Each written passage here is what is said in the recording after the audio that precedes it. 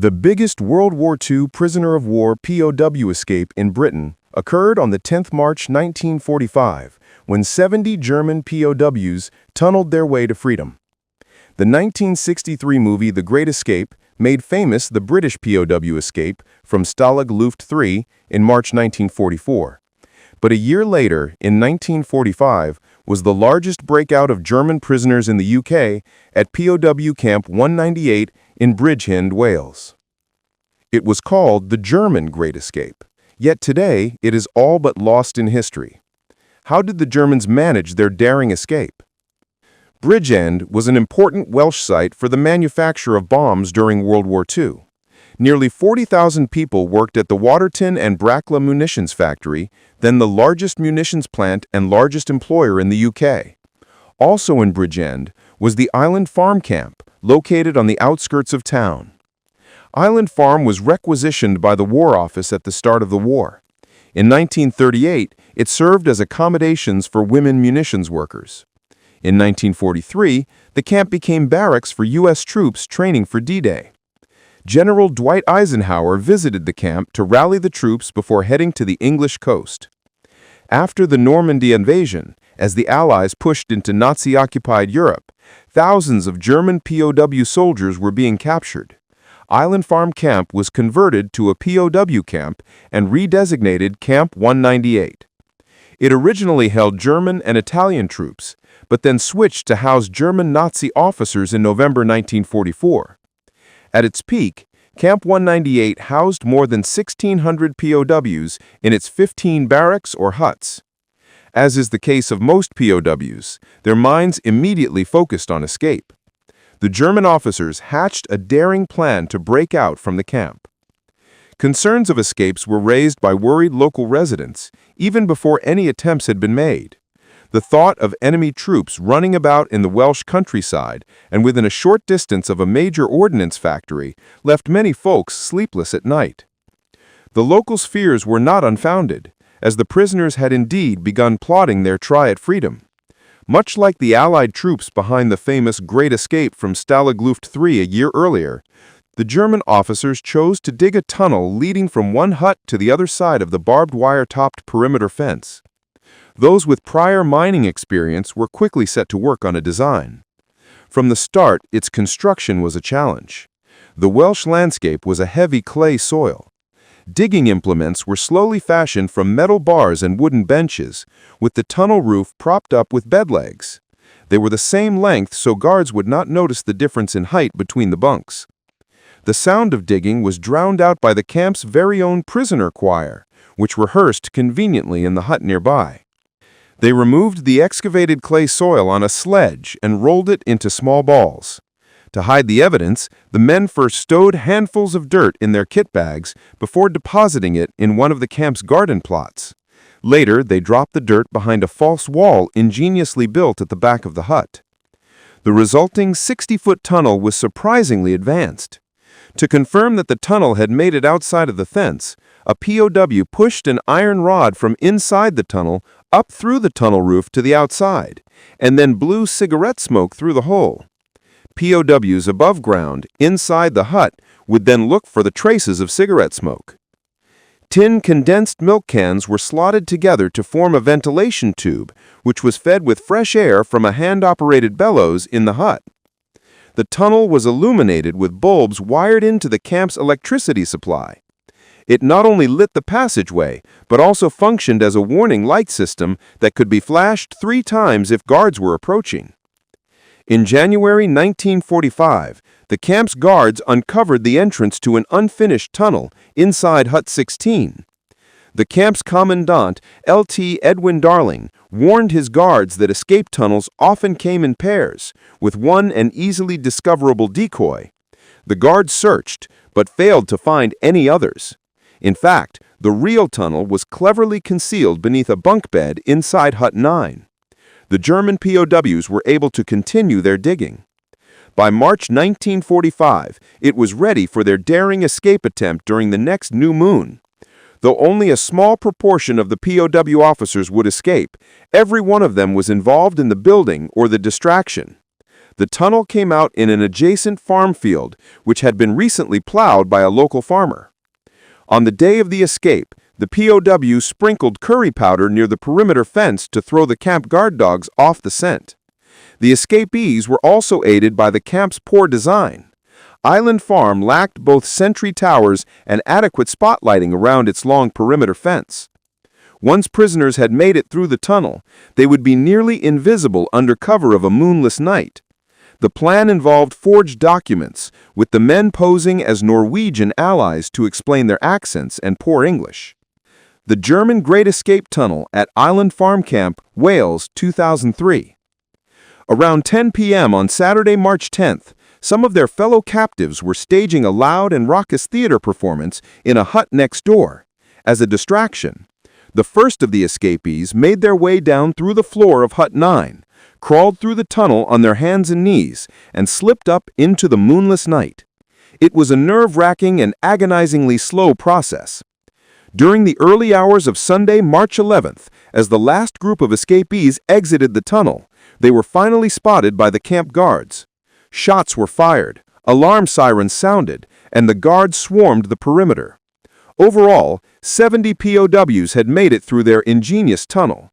However, when the alarm was raised, 14 were quickly recaptured within yards of the camp fence, hiding in the bushes. A countryside search was not immediately ordered. The commander, Colonel Darling, thought they had captured all the escapees, even after a roll call.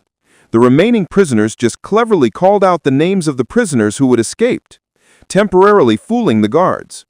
A few hours later, a shocking telephone call came in from the Bridgend police station saying they had captured 2 German POWs. Then only did the commander realize that dozens of prisoners were unaccounted for. The similarity between the British Great Escape in 1944 and the German Great Escape in 1945 is amazing. They both built tunnels lit by electricity with rudimentary ventilation. Both escapes had to remove and hide the soil from the tunnel using a similar solution. Both escapes had forged documents, maps of the area, rudimentary compasses, and paid rigorous attention to secrecy around their escape plans. Both escapes were interrupted before completion. The German escapees formed small groups of 3 to 4 men. Each had different plans on how they would scatter and make their way back to German territory. Some tried to get away to Ireland, fled to the coast, and steal a boat. Others planned on stealing a plane and flying to Germany across the channel. 4 of the men had eyed the local doctor's car as an escape vehicle, but to their dismay, the engine would not start. To make matters worse, they had attracted the attention of several camp guards who were wandering through Bridgend. Fortunately for the escapees, the guards failed to realize the men were Germans. They even gave them a push start to get the car going. The fugitives then drove off, eventually boarding a train when the car ran out of gas. They made it to Castle Bromwich at Solihull, on the outskirts near Birmingham, 110 miles from Bridgend. This is the BBC Home Service. Here is the news for today, Sunday, March 11, 1945. 70 Germans escaped from a prisoner of war camp at Bridgend, Glamorgan last night. These words first alerted the public to the largest escape from German POWs in Britain during the war. By the time the bulletin went out, only 23 had been recaptured. It was not comforting news for those Welsh families living nearby. Thus began one of the largest manhunts in UK history, with soldiers, policemen, the Home Guard, and hundreds of civilian volunteers took part in the search. Even some Girl Guides reported seeing some escapees in Porthcawl. The escape tunnel exit at Island Farm POW Camp, Wales, 1945.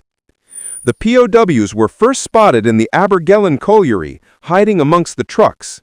On being seen, they split up. 2 made their way to Abergelen House, where they were spotted hiding in the rhododendron bushes by the caretaker who called the police.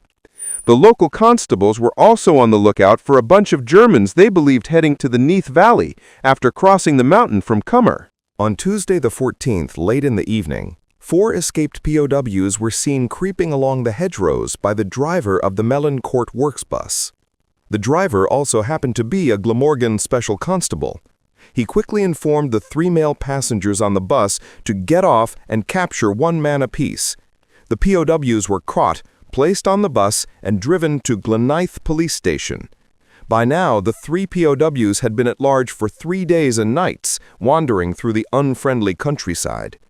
The escapees were tired, shabby, hungry, and seemed resigned when captured. At the station, they were met by Police Inspector Andrew Jones. The inspector's wife made them cups of hot tea and offered them some freshly baked Dundee cake. One of the SS prisoners refused the cake and bullied the other 2 into not accepting. He was placed in the cells until the military arrived. Once this man was removed, the other 2 prisoners talked freely. One explained he was familiar with this part of Wales. Prior to the war, he had cycled through the area in races. He knew a lot about the hills and back roads of the parish.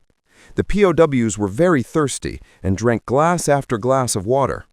They explained they had been told all the streams in Britain had been poisoned to dissuade escape. The 4th man of the group had jumped on a goods train on its way to Neath.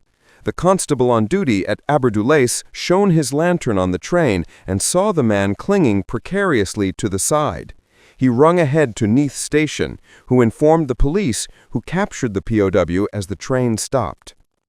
4 more POWs were captured on the 5th day of the escape. 2 Germans eluded the authorities for nearly a week. After fleeing the camp, the men had stowed away in the back of truck. They intended to escape on a boat from Southampton before eventually being apprehended. One group was caught in Swansea in search of a ship out of Wales, while another was found in Southampton after stowing away on a freight train. The majority were rounded up over the following week, although some did make it an impressive distance.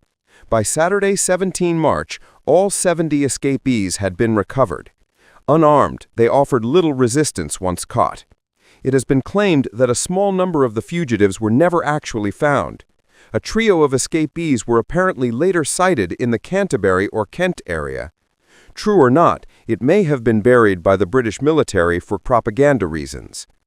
The War Office emptied Island Farm Camp of all 1,600 officers, sending them to other POW camps. Following the Great Escape, it took in a more elite class of German prisoner. About 200 Nazi generals were held there, with the camp changing names to Special German POW Base Camp 11. After the war, the site was later used to imprison some of the most profile Nazis awaiting trial at Nuremberg. The camp held the likes of Field Marshals Walter Brauchitsch, Erich von Manstein, and Jord von Rundstedt, along with many other high-ranking commanders. The War Office abandoned the camp in 1948 and left it to the harsh Wales elements and ultimately to vandalism. The huts became home to a colony of bats rather than POW. The army leveled the camp, but a group of locals came together to save a famous piece of Island Farm. All that's left of the camp now is Hut 9, from where the POWs dug themselves out, and the tunnel itself. Today, 80 years on from the breakout, visitors can get a rare chance to view what's left of Island Farm Camp 198 in Bridgend. The tunnel was opened for the first time in 58 years in 2003. German graffiti is still visible on the walls of Hut 9. Unfortunately, during a second opening in 2013, part of the tunnel collapsed and it's been sealed off ever since. Gradual interest in its historical significance during World War II has grown over the years. The daring German Great Escape should be remembered as much as the British one, and not lost in history.